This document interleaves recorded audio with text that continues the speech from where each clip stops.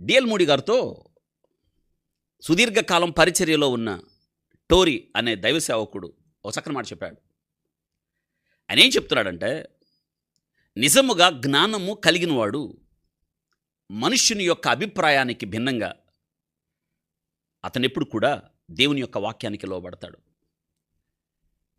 Majority, ఇంకొక పదం minority, majority చేస్తున్నారని నీవు ఆ దారిలో ఆ పందాను అనుసరించద్దు. జ్ఞానం కావాలి.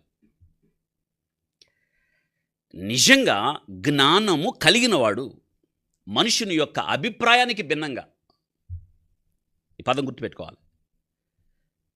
నిజంగా జ్ఞానం కలిగినవాడు మనుష్యుని యొక్క అభిప్రాయానికి భిన్నంగా దేవుని యొక్క వాక్యానికి లోబడతాడు. ఇదే విషయాన్ని పౌలు గారు మొదటి తెస్సలోనికి రాసిన పత్రిక 5వ అధ్యాయం 21వ వచనంలో సమస్తమును పరీక్షించి మేలైన దాన్ని చేపట్టుడి. సమస్తమును పరీక్షించే, again I repeat it again, నేను చెప్తున్నప్పుడు మీరు పలుకుతూ ఉండాలి. సమస్తమును పరీక్షించి మేలైన దానిని. ఇంకొక విషయం, ఫిలిప్పీయులకు రాసిన పత్రిక 1వ అధ్యాయం 9వ వచనంలో మీరు శ్రేష్టమైన కార్యమును వివేచింపగలరు కదా. Again I repeat it again, ఫిలిప్పీయులకు రాసిన పత్రిక 1వ అధ్యాయం 9వ వచనం, మీరు శ్రేష్టమైన కార్యమును వివేచింపగలరు కదా. వివేచించి చేయాలి. ఇది చాలా ప్రాముఖ్యం కదా. వాళ్ళు చేస్తున్నారు కాబట్టి నేను చేస్తా, అంతమంది వెళ్తున్నారు కాబట్టి నేను వెళ్తా, అక్కడికే పోతా. కాదు. నిజమైన జ్ఞానము నువ్వు కలిగి ఉన్నప్పుడు దేవుని యొక్క వాక్యము మనకు జ్ఞానాన్ని ఇస్తుంది. దేవుని యొక్క జ్ఞానం మనకు వెలుగిస్తుంది. ఒకవేళ నీవు ఆ పందాను అనుసరిస్తున్నావు అంటే బహుశా నీకు వాక్యం తెలియదు అన్నమాట. కానీ నేటి దినాన మనుషుల యొక్క స్థితి ఎలా ఉంది అంటే, ఎక్కువ మంది వెళ్ళారు కాబట్టి, ఎక్కువ మంది అక్కడికి వెళ్తున్నారు కాబట్టి, ఎక్కువ మంది చేస్తున్నారు కాబట్టి నేను చేస్తా, నేను వెళ్తా. అది కాదు మనం చేయాల్సింది. మెజారిటీ మైనారిటీయా కాదు, దేవుని వాక్యం ఎలా ఉంది వివేచించాలండి, తెలుసుకోవాలి. ఎందుకో తెలుసా, ఎంతగా నేటి దినాన అబద్ధ బోధలు ప్రబలిపోయాయో. నేటి దినాన ఈ సోషల్ మీడియా వచ్చిన తర్వాత, ఈ ఫేస్బుక్, వాట్సాప్, యూట్యూబ్, ఇన్స్టాగ్రామ్, ఇంకా రకరకాల సామాజిక మాధ్యమాలు వచ్చిన తర్వాత ఈ ట్రెండ్ ఎక్కువైపోయింది. మనుషుడా, ఏది ఉత్తమమో అది నీకు అనుగ్రహించబడింది, నువ్వు చేయాలి. ఇదే కదా దేవుడు నిన్ను కోరుతున్నాడు అన్న మీకా భక్తుని యొక్క ఆవేదన నేటి దినాన ఎవరో పడుతుందండి? ఎవరు ఆలోచిస్తున్నారు? అసలు ఈ లెంట్ దినాలు, లెంట్ ఆచరించాలా, లెంట్ చేయాలా?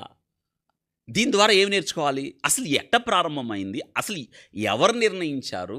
వాక్యములో ఉందా? యేసుక్రీస్తు చెప్పారా? అపోస్తులు పాటించారా? ఉన్నదా లేదా అంటే ఈరోజు ఈ వాక్యం విన్న తర్వాత మనకు అర్థమవుతుంది. చాలామంది ఏమంటారంటే, మోషే చేశాడు కదండి 40 దినాలు ఉపవాసాలు, 40 చివరికి ఎక్కడ దాకా వచ్చి ల్యాండ్ అవుతారంటే వాళ్ళు. యేసుక్రీస్తు 40 దినాలు. నేను ఒక మాట చెప్తాను, ఆ దినాలకి లెంట దినాలు పోలికుందంటారా?